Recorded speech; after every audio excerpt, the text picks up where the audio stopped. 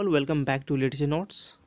आज हम लोग स्टार्ट करेंगे वदरिंग हाइट्स का एक समरी। ठीक है, वदरिंग हाइट्स से रिलेटेड अगर एग्ज़ाम में कुछ आ जाते हैं, अगर आपको पता नहीं कि इसमें लिखना क्या है, तो एक मास्टर आंसर है, आपको समरी जो है एक अच्छे से एकदम एग्ज़ाम में लिख के आना, डेफिनेटली आपको मार्क्स मिलेगा, नो डाउट। ओके, चलिए स्टार्ट करते हैं। Wuthering Heights is the only novel that Emily Bronte has retain. ठीक है, वदरिंग हाइट एकमात्र ऐसा नॉवल है जो एमिली ब्रोंटे ने लिखी है। She was an English novelist, वो क्या थी, वो इंग्लिश नॉवलिस्ट थी एंड पोएट भी थी, and one of the most famous women writer from the 19th century. वो 19th सेंचुरी की एक फेमस वुमेन राइटर्स थी। ठीक है, कौन, एमिली ब्रोंटे। अब इसमें क्या करना, 19th सेंचुरी से रिलेटेड जो भी नॉवलिस्ट जो हैं उनके नाम को मेंशन कर देना है। ठीक है, इसे टीचर और ज़्यादा इम्प्रेस हो जाते हैं। ठीक है, तो क्या क्या है, 2-4 लिख देंगे तो सफिशिएंट है। ठीक है, C Bronte, Charles Dickens and George Eliot, ये 3 नाम दे देना है और अंडरलाइन कर देना है। ठीक है, एमिलीज, आइए नेक्स्ट देखते हैं। Emily's father's try to control her without understanding her feelings and emotions. Emily जो फादर जो थे, एमिली के जो फादर थे, उनके एमिली के विदाउट फीलिंग, बिना भावना, बिना सोचे समझे उनके इमोशंस को, उनके फीलिंग्स को कंट्रोल करना चाहते थे। उनके एक्चुअली उनके लाइफ को कंट्रोल करना चाहते थे। एमिली के जो फादर जो थे वो उनके लाइफ को कंट्रोल करना चाहते थे। ठीक है, एक्चुअल में। ठीक है, control her without understanding her feelings and emotions. Next, अब है ना मेन मुद्दा पर। Wuthering Heights is a story of passionate love and cruel revenge. ये एकदम मोस्ट इंपॉर्टेंट कोटेशन है, ये आपको लिखना है एग्जाम में। ठीक है, तो ये वदरिंग हाइट क्या है, एक स्टोरी है। वो क्या चीज़ है, पैशनेट लव, एकदम बहुत ज़्यादा एकदम गहरा वाला प्यार।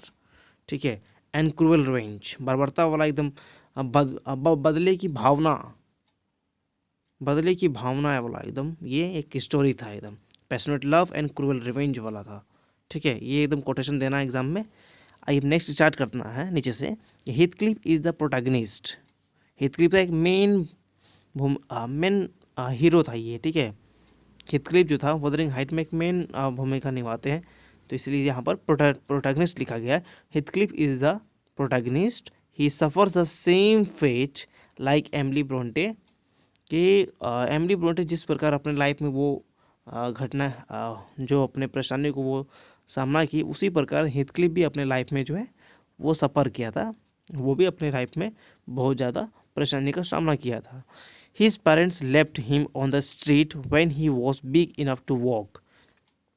और हीथक्लिफ के जो फादर्स जो थे, तो वो क्या किए, जब हीथक्लिफ जब बड़ा हो गया, वो चलने लायक हो गया, तो उसके जो पेरेंट्स जो थे वो उसे हीथक्लिफ को एक गली में छोड़ के चल जाते हैं। ठीक है, mister Earnshaw left felt pity, FELT, felt pity because the child was starving. जब अनसॉ उस स्ट्रीट से जब वो गुजर रहे थे, एक्चुअली वो किसी काम से बाहर गए हुए थे मिस्टर अनसॉ। ठीक है, तो वो जब अचानक उस बच्चे को देखते हैं तो एक उन्हें दया आ जाता है कि वो बच्चा बहुत भूखा है। ठीक है, वो जब वो डिसाइड करते हैं कि अब हम इस बच्चे को घर लेके जाएंगे। ठीक है, mister Earnshaw brought the child ने home. Mrs Earnshaw wanted to throw the child out of the doors. देखिए, मिस्टर अनसॉ जो थे वो बस बच्चे को उठा कर ले आए।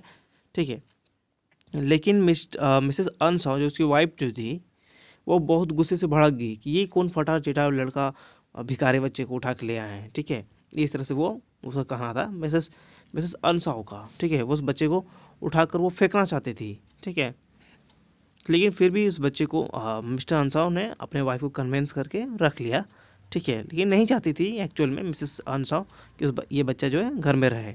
ठीक है, हिंडले भी नहीं चाहता था क्योंकि द एल्डर स्टेप ब्रदर है। ठीक है, डज नॉट अलाउ हीथक्लिफ, वो नहीं अलाउ करता था। क्या नहीं अलाउ करता था, टू सिट विथ अस, ना वो हमारे साथ बैठे, नॉर ईट विथ अस, ना ही हमारे साथ वो खाना खाए, any more, and I must not play together, और ना ही हम लोग साथ में खेले। ठीक है, यही चाहता था हिंडले। ठीक है, Catherine records this in her letters after the death of her father's Earnshaw. ठीक है, अनसाव जब मर जाते हैं तो कैथरीन रिकॉर्ड करती है, क्या करती है कि हिंडले जो था, हिंडली जो है भाई है कैथरीन का, वो मिसबिहेव करता है हीथक्लिफ के साथ, उसे मारता है, पीटता है, गाली गलौज करता है, ठीक है, कि जानवर की तरह से बिहेव करता है। तो ये सब सारी घटनाओं को जो है कैथरीन जो वो लिखती थी, ठीक है। जब टाइम पास होता गया तो हिंडले और कैथरीन के बीच में केमिस्ट्री होने लगा, लव केमिस्ट्री, ठीक है, मतलब आपस में प्यार वाली भावनाएं क्रिएट हो गई थी।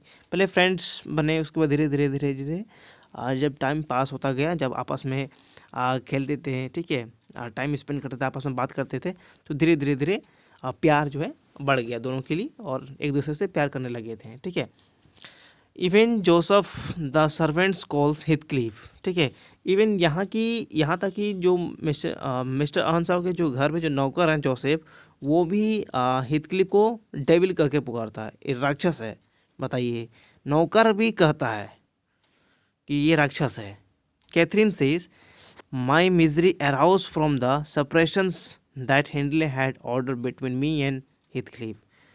कैथरीन कहती है कि मेरा मिजरी, मेरा जो दुख तब अराउज हुआ, तब उठा जब हिंडले जो मेरा भाई जो है मुझे और हिथक्लिफ को अलग होने के लिए कहा, ऑर्डर दिया, ठीक है।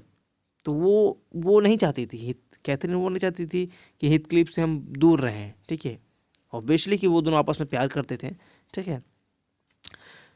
Catherine loves Heathcliff and says, कहती है his souls and mind are the same, उसका जो सोल, उसका जो आत्मा है और जो मेरा है सेम है। Linton's is as different as from the fire, ठीक है।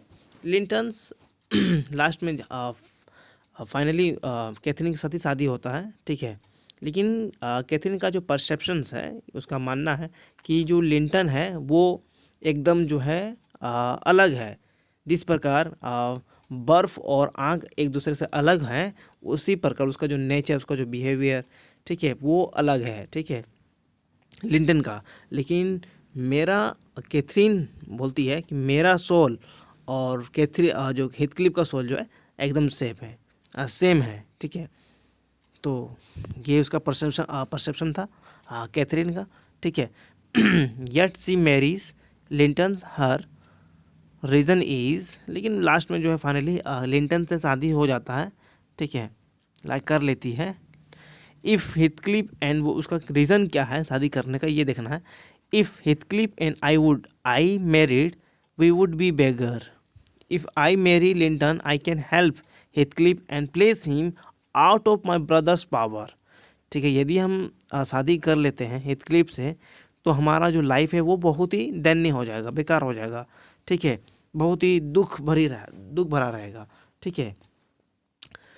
अगर हम शादी करते हैं लिंटन से, एडगर लिंटन से एक्चुअल नेम है, तो हम शायद हिथक्लिफ को हेल्प कर सकते हैं, अपने भाई जो बहुत ही दुष्ट है हिंडले, उसे हम अलग कर सकते हैं हिथक्लिफ को, ताकि उसे मिसबिहेव ना करे, उसे जानवर की तरह मिसट्रीट ना करे, ठीक है। तो वो अपना सेक्रीफाइस करती है ऑब्वियसली यार।